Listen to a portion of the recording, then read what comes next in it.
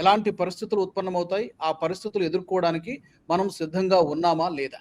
ఈ క్రైసిస్ నుంచి, ఈ విపత్తు నుంచి మనం అంటే భారత్ నేర్చుకోవాల్సినటువంటి గుణపాఠాలు ఏంటి? ఈ అంశాల గురించి మనం మాట్లాడే ప్రయత్నం చేద్దాం, విశ్లేషించేటువంటి ప్రయత్నం చేద్దాం. నాతో ఈ చర్చలో జాయిన్ అవుతున్నారు లోక్ సత్తా వ్యవస్థాపక అధ్యక్షులు జయప్రకాష్ నారాయణ గారు. జేపీ గారు నమస్తే సార్. నమస్తే రాజు. మనం చూస్తున్నాం, ఫిబ్రవరి 28న మొదలైనటువంటి యుద్ధం ఎప్పుడు ముగుస్తుందో తెలియదు అన్నట్టుగా కొనసాగుతూ ఉంది. వాళ్ళు దాడులు చేస్తున్నారు, ఇటువైపు ప్రతి దాడులు జరుగుతున్నాయి. ఇవంతా కూడా మనం చూస్తూనే ఉన్నాం. ప్రపంచ దేశాలన్నీ కూడా ఈ చమురు సంక్షోభం వీటితోటి అల్లాడిపోతున్నాయి, తల్లకిందలవుతున్నాయి. ఈ నేపథ్యంలో మన భారత ఆర్థిక పరిస్థితి, ఎకానమీ, ఇండియన్ ఎకానమీ ఎలా ఉంది అని మీరు అనుకుంటున్నారు? ఇది మరికొంతకాలం కొనసాగితే ఈ క్రైసిస్, ఈ యుద్ధం ఎలాంటి పరిస్థితులు ఉత్పన్నమవుతాయి సార్? రాజు, ప్రపంచం అంతా కూడా ఆధునిక యుగంలో ఇంధనం మీద ఆధారపడింది. ఎనర్జీ యుద్ధం వల్ల మనకి ప్రభావం లేకపోవచ్చు, విధ్వంసం వల్ల ప్రభావం కనిపించకపోవచ్చు. కానీ ఎప్పుడైతే హార్ముజ్ జలసంధిని వాళ్ళు మూసేయగలిగారో ఇరాన్, దాన్ని అమెరికా తెరిపించలేకపోయిందో యుద్ధం కారణంగా, మధ్యప్రాచ్యం నుంచి, గల్ఫ్ దేశాల నుంచి దాదాపుగా 15 మిలియన్ బ్యారెల్స్ రోజుకి ప్రపంచం అంతా వివిధ ప్రాంతాలకు ఎగుమవుతుంది. ప్రధానంగా ఆసియా ఖండంలోకి వస్తుంది ఒక ఆయిల్ తీసుకుంటే. అలాగే గ్యాస్, ఎల్పిజి, లేదంటే natural gas, compressed natural gas, ఇవన్నీ కూడా మనకి మధ్యప్రాచ్యం నుంచే, ముఖ్యంగా ఆసియా ఖండానికి మనందరికీ ఎక్కువ భాగం వస్తాయి. అందులో ఆయిల్ లాంటిది ఏంటంటే, మనం ఎట్లాగొట్లా ఇంకో దేశం నుంచి, మనం రష్యా నుంచి మన నుంచి కొనుక్కుందాం, భర్తీ చేద్దాం అన్నా కూడా ఇది ఆషామాషికి తెలియదు. ఎందుకంటే ఇది ఇనలాస్టిక్ డిమాండ్ అంటారు. అంటే ఆహారం ఎట్లాగైతే మీకు తిండి ఖచ్చితంగా ఇంత కావాలో, తినాల్సినంత, మంచినీళ్ళు ఎట్లాగైతే ఇంత కావాలో, కొరత ఉంటే అపారంగా ధర పెరిగిపోతుంది. ఉదాహరణకి ఈవేళ బ్రెంట్ క్రూడ్ $140 వెళ్ళిందంటే రెట్టింపు దాటింది. యుద్ధం మొదలైనప్పుడు $70 లోపల ఉండేది, 140కి వచ్చింది. ఇది కొనసాగితే 200 వెళితే ఆశ్చర్యపోవక్కర్లేదు. ఖరీదు పెరుగుతుంది, అసలు ఇంధనం దొరకదు, ఖరీదు కొందామన్నా కూడాను. దాంతో ఆర్థిక వ్యవస్థ ప్రపంచమంతా కూడా కనీసం 0.75 నుంచి 1% దాకా కనీసం తగ్గుతుంది ప్రపంచ ఆర్థిక వ్యవస్థ. మన దేశంలో కూడా ఆ మేరకు ప్రభావం ఉంటుంది. ఇప్పటికే మన ఆర్థిక సలహాదారు ప్రభుత్వానికి, జాతీయ స్థాయిలో ప్రభుత్వానికి, అనంత నాగేశ్వర్ ఇప్పటికే చెప్పారు, 7.4% అభివృద్ధి రేటు ఉంటుంది గ్యారంటీగా అనుకున్నాము. ఖచ్చితంగా అది కొంత తగ్గుతుంది. ఎంత మేరకు అనేది ఎంతకాలం యుద్ధం ఉంటుంది అంత ప్రభావం ఉంటుంది అనమాట. కానీ తగ్గడం మాత్రం ఖాయం. అంతకు మించి ఇంధనం కొరత ఉండటం ఖాయం. ఇప్పుడు ఈవేళ యుద్ధం ఆపేసినా కూడా కొరత ఉంటుంది. ఎందుకంటే అన్ని దేశాల్లో, మన దేశంతో సహా ఉన్నటువంటి ఈ నిల్వలన్నీ కూడా మనం ఖర్చు పెట్టేస్తున్నాం. మన ప్రభుత్వం ప్రపంచం అన్ని దేశాల్లో ధర పెరిగితే, అమెరికాలో సైతం ధర పెరగగా మన ప్రభుత్వం ధర పెరగకుండా ప్రభుత్వం ఖజానా నుంచి డబ్బులు ప్రత్యేకంగా మంజూరు చేసి పన్నుల ఆదాయాన్ని కోల్పోయి నానా తంటాలు పడుతుంది. కానీ ఎంతకాలం పడతారు? పడ్డా కూడా ముందు అసలు ఇంధనం ఏది?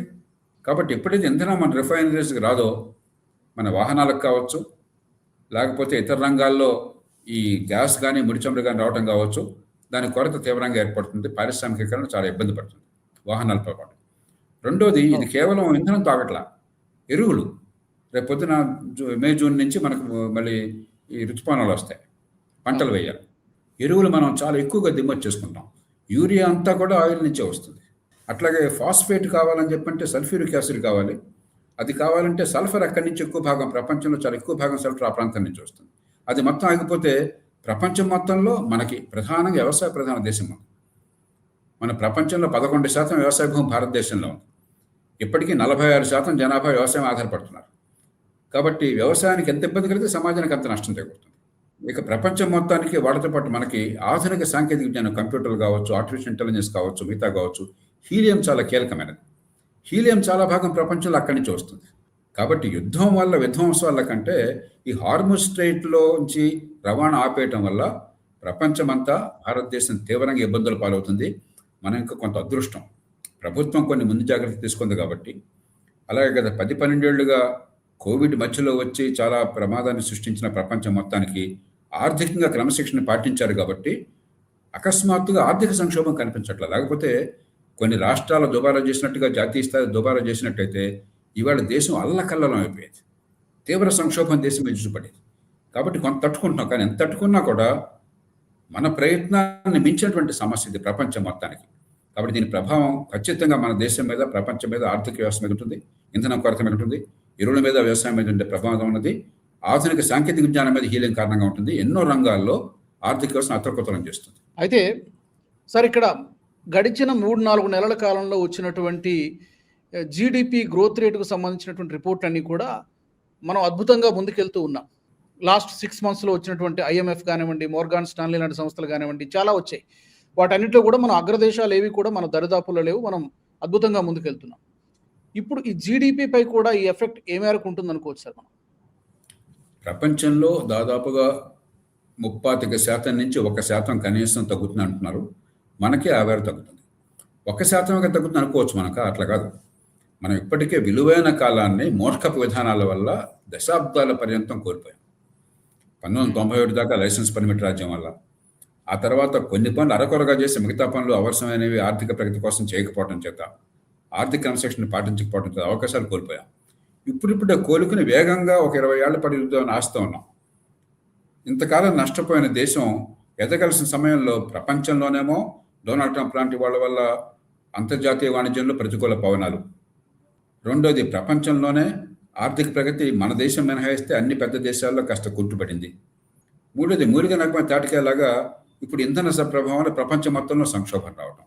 వీటి వల్ల మనకి 145 కోట్ల జనాభా ఉన్న భారతదేశానికి తీవ్రమైన నష్టం. మిగతా వాళ్ళకి కూడా నష్టం కావచ్చు, కానీ వాళ్ళకి నష్టం ఏందని మనం సంతోషపడేది కాదు కదా. మనకి తీవ్రమైన నష్టము, కొంత ప్రభావం ఖచ్చితంగా గణనీయంగా ఉండి తీరుతుంది, తట్టుకోవాలి. ఇప్పుడు మన చేతుల్లో లేనప్పుడు మన చేతనైన మేరకు హార్ముజ్ జలసంధిని వెంటనే తెరిపించేట్టుకు ఏర్పాటు చేయడం. ఉదాహరణకి మన ప్రభుత్వం నిన్న బ్రిటన్